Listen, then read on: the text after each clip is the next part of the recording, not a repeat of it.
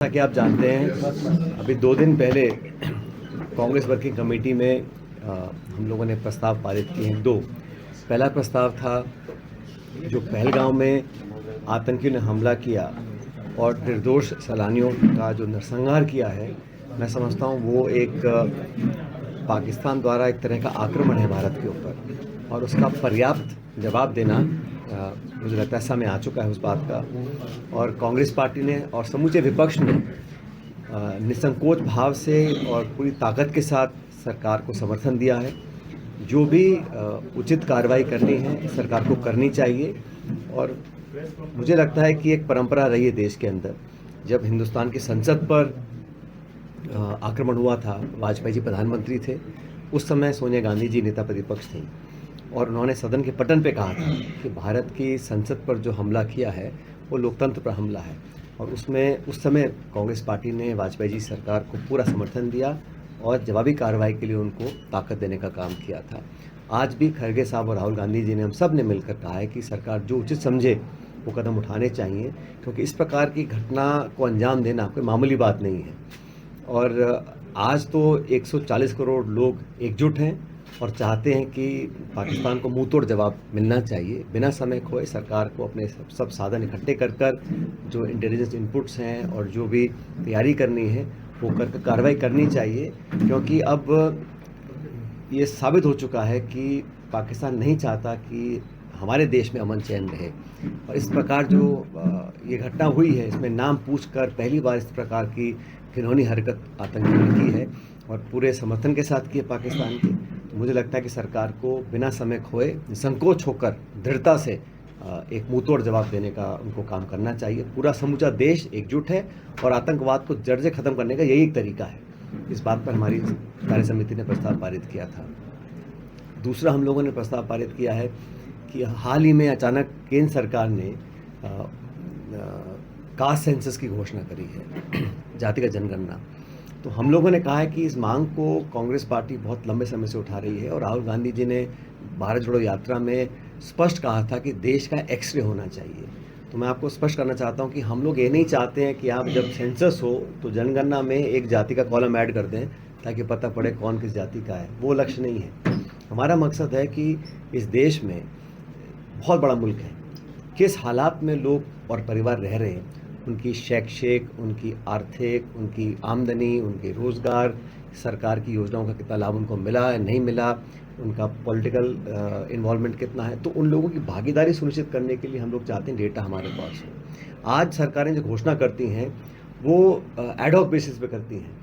किसी को साइंटिफिकली मालूम नहीं है कि कितनी तादाद में कितने लोग किस स्थिति में रह रहे हैं। अंदाजे के हिसाब से लोग अपना बजट की घोषणा करना, पैसा आवंटन करना, नीति निर्माण करना, इस प्रकार के काम करते हैं। तो जब तक हमारे पास डेटा नहीं आएगा हम लोग उनकी भागीदारी सुनिश्चित नहीं कर पाएंगे। और करोड़ों करोड़ लोग ऐसे हैं जो आज मुख्य धारा से बाहर हैं, उनको अंदर लाने के लिए, एक समानता लाने के लिए और एक साइंटिफिक अप्रोच हम लोग चाहते हैं सरकार अडॉप्ट करे। इसलिए हमने अपने रेजोल्यूशन में भी कहा है कि सेंसस जो हो पारदर्शी तरीके से हो। और बीजेपी को जुमला देने की बहुत आदत है। उन्होंने एक जुमला दिया महिला आरक्षण का, कब लागू करेंगे पता किसी को नहीं है। तो हम चाहते हैं कि समय सीमा बांध कर इस सेंसस को ये लोग तैयारी से लेकर आएँ और उसमें इन्वॉल्वमेंट रखें, डेटा साइंटिस्ट की, सोशल साइंटिस्ट की, एनजीओज की, विपक्ष की, पक्ष सब मिलकर एक टेक्नोलॉजी का प्रयोग कर कर जल्द से जल्द एक पुख्ता साइंटिफिक डेटा हमारे पास अवेलेबल हो, ताकि राज्य सरकार और केंद्र सरकारें मिलकर एक पॉलिसी ऐसी इम्प्लीमेंट करें ताकि जो वंचित रह गए हैं उन तक हम लोग पहुंच सकें।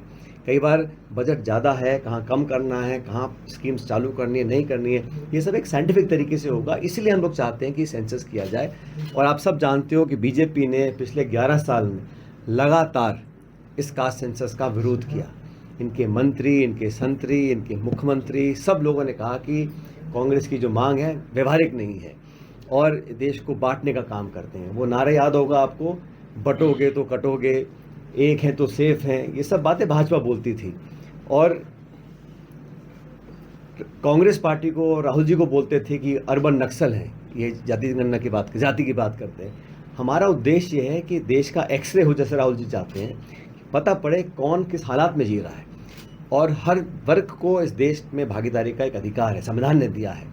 जिस संविधान की धज्जियाँ सरकार उड़ा रही है, जिस संविधान को कमज़ोर करने का काम कर रही है, संवैधानिक संस्थाओं को नीतिगत तरीके से कमज़ोर सरकार बीजेपी की कर रही है। हम लोग चाहते हैं कि सेंसस भी जो हो ये समय सीमा बांध कर होना चाहिए, पारदर्शी होना चाहिए और साइंटिफिक अप्रोच के साथ होना चाहिए और जल्द होना चाहिए। ये 2 प्रस्ताव हमने CWC ने पास किए थे 2 दिन पहले। आतंकवाद के खिलाफ कुछ संदेश हम देना चाहते थे, लेकिन क्या कार्रवाई करनी, कैसे करनी है, ये तो सरकार को ज़्यादा जानकारी है। लेकिन मैं इतना जानता हूँ कि एक नागरिक भारतवर्ष का इस बात के लिए आतुर है कि हम लोग जल्द से जल्द एक प्रभावी कार्रवाई करें ताकि आतंकवाद को दोबारा पनाह देने की हिम्मत पाकिस्तान ना कर सके। इसी को लेकर सवाल है सर कि 13 से 15 दिन हो गए उस घटना को लेकर, अभी तक आतंकी हाथ में नहीं है, उनको पता भी नहीं चला है काबू करने वाले। लगता नहीं बहुत बड़ा फेलियर है कहीं ना कहीं। देखिए, ये समय नहीं है कि हम कमियां निकालें, खामियां निकालें। निश्चित रूप से जब आतंकवादी सरहद पार करके आए हैं, हवाई जहाज बंद हैं, रेलवे बंद हैं, गाड़ी बस बंद हैं, तो कैसे तो आए हैं वो है। लेकिन आज वो समय नहीं है कि हम उस पर अपना ध्यान दें। हालांकि सरकार ने खुद ऑल पार्टी मीटिंग हमने कहा था बुलाइए, ऑल पार्टी मीटिंग बुलाई, तो दुर्भाग्यवश प्रधानमंत्री उस मीटिंग में नहीं आए और रक्षा मंत्री को मीटिंग चेयर करनी पड़ी। उस मीटिंग में मैं तो वहाँ नहीं था, लेकिन ये निकल कर आया कि सरकार ने माना है कि चूक हुई है, लेकिन चूक हुई, किसकी हुई, कितनी हुई, कौन जिम्मेदार है, वो सब मामले भी आएंगे, आने भी चाहिए। लेकिन आज जो हमारा विषय है वो ये है कि हम एक ऐसा जवाब दें ताकि ये दुस्साहस जो किया है, आप कल्पना करो, निहत्थे सैलानियों पर, मतलब वो बेचारे अपने बच्चों के साथ गए हैं और ऐसा नहीं है कि वहाँ जो लेडीज़ को और बच्चों को उन्होंने मारा नहीं है, वो कोई दया दृष्टि से किया है। वो तो इसलिए उनके जीवन भर का उनको एक दुख और सदमा देने का काम किया, उनकी आंखों के सामने उनके घर वालों को मारा है ताकि वो जाके वो खौफ की जो कहानी है वो दुनिया को बता सके, इसलिए किया है। वो उन्होंने कोई दया नहीं दिखाई है। तो इस प्रकार के जब ये इंसान क्या है तो हैवान टाइप लोग हैं, इनको अगर पाकिस्तान पनाह दे रहा है तो कोई कारण नहीं है कि हम लोग अपने हाथ बांध कर अभी वेट करते रहें। मुझे लगता है कि सरकार कार्रवाई करनी भी चाहिए, लेकिन हम सब सरकार के साथ हैं, ये संदेश देना बहुत ज़रूरी है और देश को सुनना भी चाहिए। सर, इसको लेकर अजय राय जी को बताएं और फिर विदेशी भी, इन्होंने कल रफाल फाइटर को लेके एक नींबू मिर्ची कब हटाओगे तो केंद्र सरकार पर निशाना भी कसा है, तो इसको लेके आप कैसे? मैंने आपको बताया है जो कांग्रेस वर्किंग कमेटी का जो प्रस्ताव है वो पार्टी का ऑफिशियल प्रस्ताव है और वही सब कार्यकर्ता कांग्रेस पार्टी के मुद्दा उसको मानते हैं। सर, सेना को जो छूट दी गई है उससे क्या इफेक्ट पड़ेगा? उन्होंने कहा जगह आप तय करें, डिसाइड सेना करें। देखिए, भारत की जो सेना है उसके शौर्य पराक्रम का कोई सानी नहीं है और भारतीय हमारे जो सैनिक हैं सरहद पे खड़े होके वो हर मुकाबले का वो सामना कर सकते हैं। और मैं समझता हूँ कि हमारे दोनों तरफ, एक चीन है, पाकिस्तान है, हमारी सेना का मैं समझता हूँ कोई दूसरा उदाहरण नहीं है दुनिया में। तो मुझे तो पूरा भरोसा है हमारे फौजियों के ऊपर और पूरा देश सेना के साथ खड़ा है। देखिए, सेना या रक्षा बल कोई विचारधारा दल नेता के साथ नहीं है, वो भारत की मिट्टी के साथ हैं और पूरे भारतीय आज एक है और एकजुटता दिखानी चाहिए। सर, राहुल गांधी जी ने कभी कहा है, कल एक बयान आया था उनका कि जहाँ हम नहीं थे वहाँ गलती हो गई, अब गलती सुधार करेंगे, ऐसा कुछ। देखिए, मैंने वो पूरा देखा है। राहुल जी ने जो बात बोली है, कांग्रेस पार्टी का इतिहास बहुत पुराना है और देश की आज़ादी के लिए जो हमारे नेताओं ने किया है वो सिर्फ पार्टी के लिए नहीं किया, देश के लिए किया था।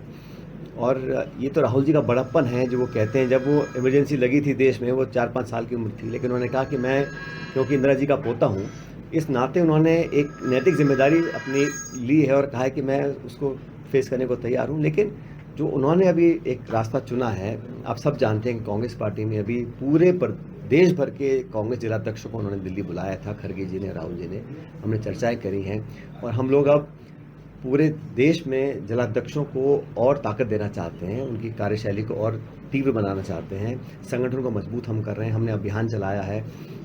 संविधान में जो लोग 300 पार 400 पार की बात करते थे वो आज 240 पे अटक गए हैं और ये लोग, कम लोग इस बात को जानते हैं कि ये 2 बैसाखियाँ जो हैं नीतीश कुमार जी की और चंद्रबाबू नायडू जी की, जिस दिन इनमें से एक खिसक गई तो कुछ भी हो सकता है। लेकिन कांग्रेस पार्टी क्योंकि प्रमुख विपक्षी दल है और राहुल गांधी नेता प्रतिपक्ष हैं, हमारी जिम्मेदारी बनती है कि हम अपने संगठन को और मजबूत करें।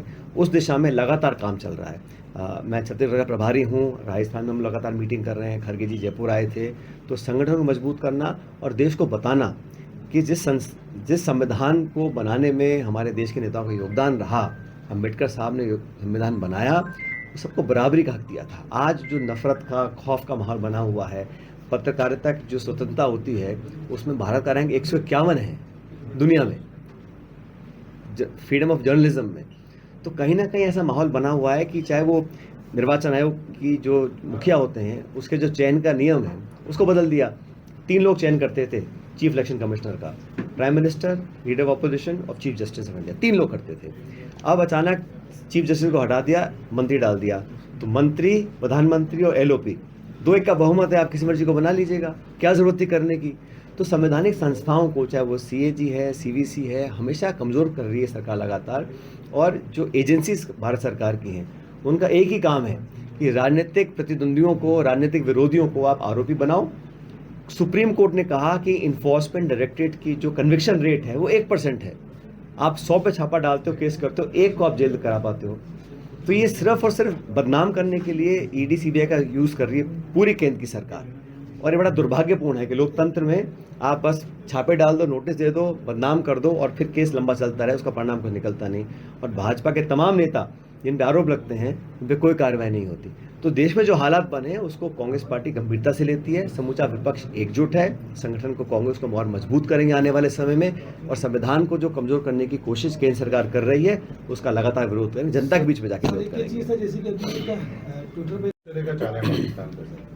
देखिए, ये निर्णय तो सरकार का है, लेकिन मैं चाहता हूँ कि जो भी एक्शन सरकार ले निर्णायक हो और दुनिया को लगना चाहिए। आप राहुल गांधी जी ने चिट्ठी लिखी है, खड़गे जी चिट्ठी लिखी है कि संसद का एक विशेष सत्र बुलाना चाहिए।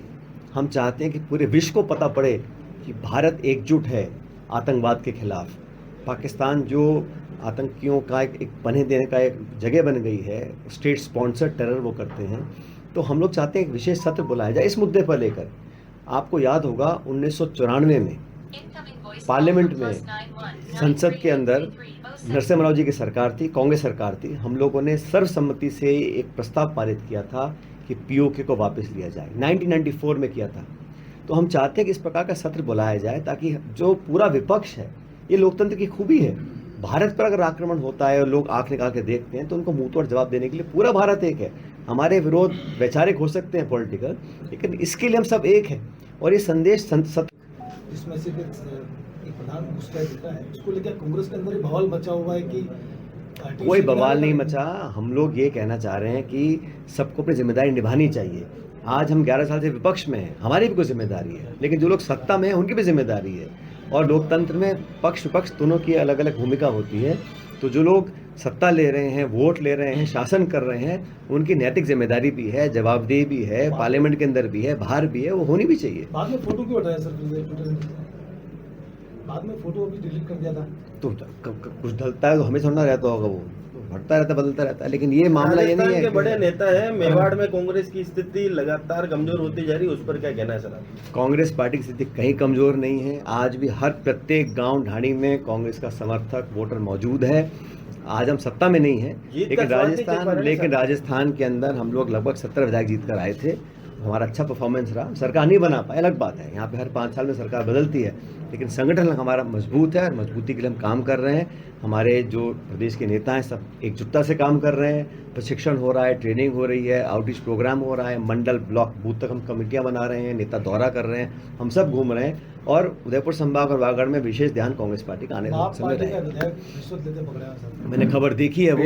अगर ये जांच हो रही है, अगर ये सही पाया गया तो बहुत दुर्भाग्यपूर्ण है।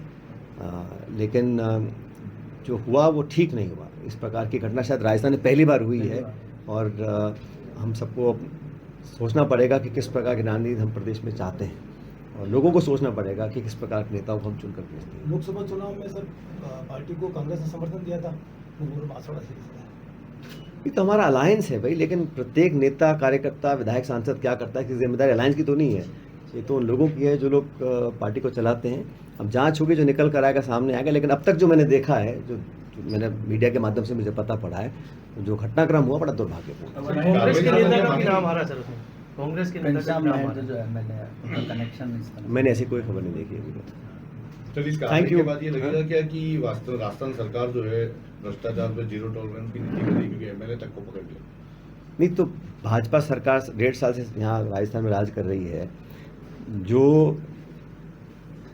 फर्जीवाड़ा हुआ है नौकरियों में, पेपर लीक में, कितनों को अब तक सरकार पकड़ पाई है? छोटे मोटे लोगों को आपने पकड़ के कर दिया है, लेकिन प्रभावी कार्रवाई जो होनी चाहिए ये सरकार नहीं कर पा रही है। मैं बार बार कहता हूँ कि सरकार को अफसरशाही इसमें ज़्यादा हावी है, और जो उन्होंने वादे किए थे करप्शन के, आरपीएससी के, भर्तियों को दोबारा करने के, में से एक में नहीं कर पा रहे, तो कोई ना कोई दबाव सरकार पर भी होगा, इसलिए कार्रवाई नहीं कर पा रहे हैं। ये तो कौन रोक रहा था? बेनीवाल जी कहना कि क्षेत्रीय दलों को खत्म करने का प्रयास कर रही है बीजेपी। अब बीजेपी जो करती है कि आप जानते हैं